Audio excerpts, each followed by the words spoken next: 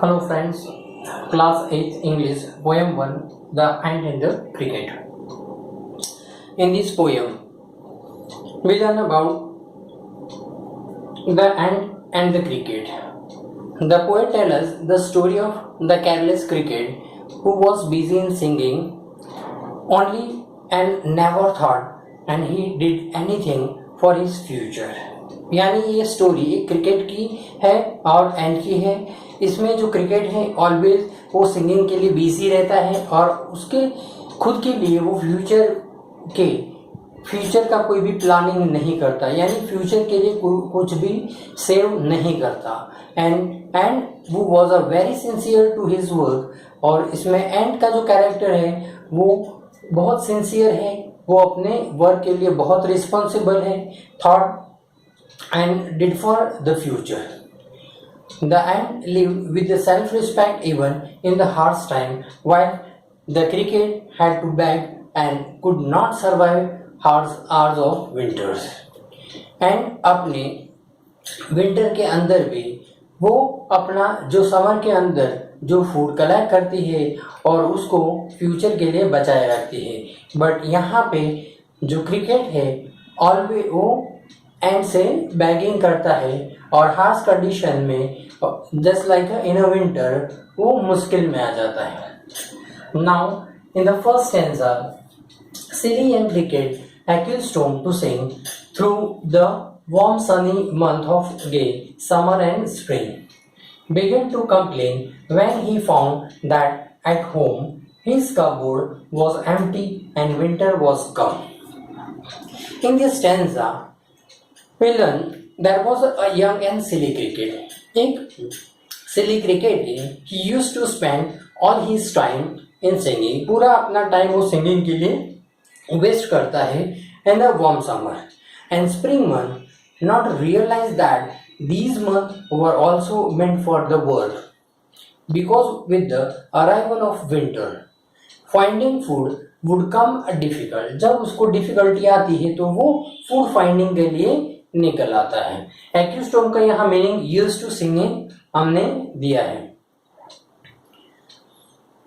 Therefore, summer and the spring were meant for the storing food also, but the cricket spent all the time in vain during the happy month, and now his cupboard were empty in winter. तो winter में उसका पूरा cupboard empty है, इसलिए वो उसके लिए वो विंटर बहुत डिफिकल्ट होती है।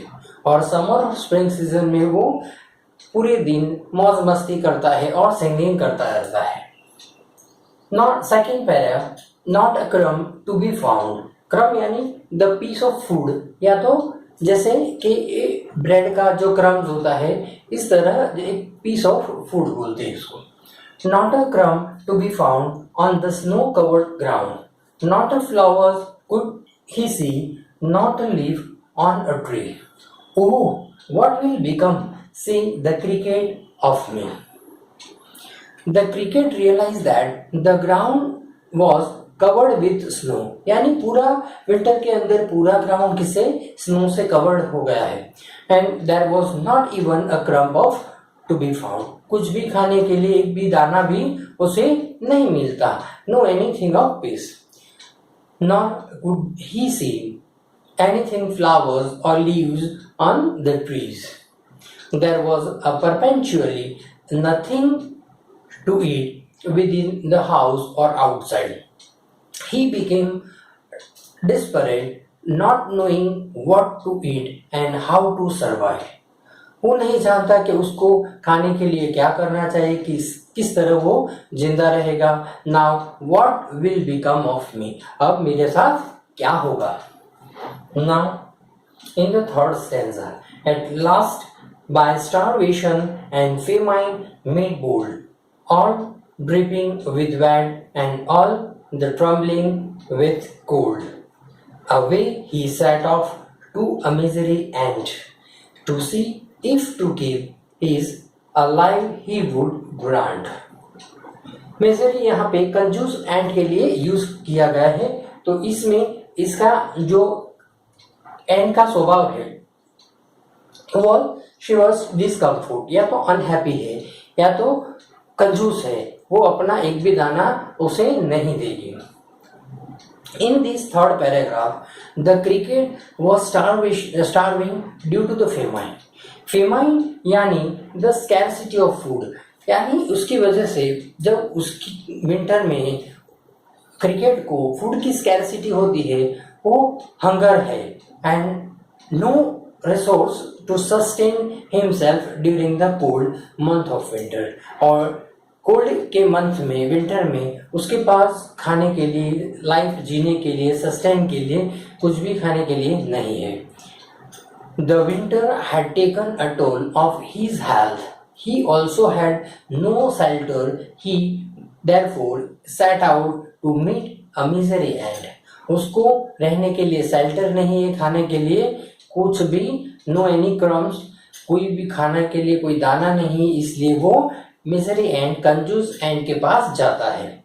Hoping that the aunt may help him with something that would keep him alive, उसके लिए, उसके पास जाके उसके लिए खाने के लिए और जिंदा रहने के लिए कुछ भी उसके ग्रेन्स उससे बोरो करने के लिए वो क्रिकेट एंड को बोलता है कि तुम मुझे बोरो करो, मैं तुम्हें वापस कर दूंगा। Now in the fourth paragraph,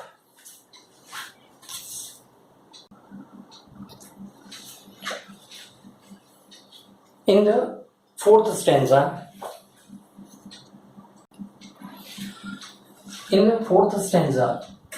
him shelter from rain and a mouthful of grain, he wished only to borrow, he had reaping it tomorrow, if not he must die of starvation and sorrow, यानी अगर इसको नहीं मिला तो वो इस starvation से, भूख से वो मर जाएगा। In the fourth stanza, the cricket approaches the ant to seek his help for shelter. The rain made it difficult for the cricket. उसके लिए एक रेन होने की वजह से उसके लिए मुश्किल है। So cricket to protect himself from the wet surroundings. He also needed some grains of food to combat hungers, यानी बहुत भूखा है जिसकी वजह से वो स्टारवेशन से मर जाएगा। Hunger and starvation, he informed the ant that whatever help he would take, he would repay in soon. अगर वो उसे देगी, लैंड करेगी, तो वो उसको दूसरे दिन उसको वापस कर देगा। He would repay it soon. As his end had come, he would die of starvation. अगर उसको खाना नहीं मिला तो वो starvation से मर जाएगा। In the fifth stanza, says the ant of the cricket, I am your servant and friends, but we ants never borrow, we ants never lend. But tell me, dear cricket, did you lay nothing by when the weather was warm? यानी warm season में तुमने कुछ भी नहीं बचाया। Could the cricket not die? उसने reply दिया, no anything he shaved. In the fifth stanza, the ant feels sorry for the cricket, but he tells the cricket that the ant never borrow or never lend. Perhaps that is the reason that the ants are the self-sufficient and need not go begging. यानी वो अपने जितना ही food collect करती है और किसी को वो लैंड भी नहीं करती और किसी से बोरो भी नहीं करती। The ant asked the cricket, if you didn't put aside anything in storage for the winter, when there is nothing much to be found, the cricket answered, it's a negative. Last में बोला ना, not I. That mean उसने बोला उसने कुछ भी winter के लिए कुछ भी उसने सेव नहीं करा है। The end was quite surprise and shocked, इसकी वजह से एंड उसे सरप्राइज है जो आदमी, यानी कि ये हमारे से रिलेटेड है एंड 4 क्रिकेट वाले नहीं, 2 लेग्स वाले जो हमारे यानी कि ह्यूमन के लिए ये पोयम डिस्क्राइब की गई है। यानी कि ह्यूमन भी फ्यूचर के लिए कुछ भी नहीं बचाता। काफ़ी लोग ऐसे होते हैं जो फ्यूचर का कोई फ्यूचर प्लानिंग नहीं करता, तो यानी कि ह्यूमन को अपने फ्यूचर के लिए थोड़ा भी सेव करना चाहिए। तो from the moral of from this poem is that now in next 6th stanza,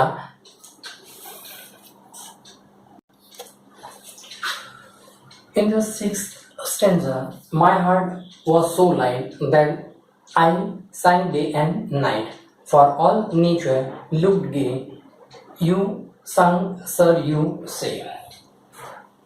In this stanza, Cricket described about himself. The Cricket tells that he was so happy during the happy month of summer, that he sang a day and night. He was so happy and the nature looked so pleasant that he forgot all about the winters. इसलिए इसी जो ऐसे अच्छे atmosphere में summer के season में वो हमेशा प्लेजेंट होने की वजह से अब फूड कलेक्ट करना भूल जाता है विंटर के लिए, एंड द डिफिकल्ट टाइम, और विंटर में उसके लिए ये डिफिकल्ट टाइम आ जाता है। Hearing this the ant told him that now he should spend the winter singing. इसलिए ये सुन के एंड पे उसको बोलती है हाँ तो तुम विंटर में भी सिंगिंग करो और डांसिंग करा करो।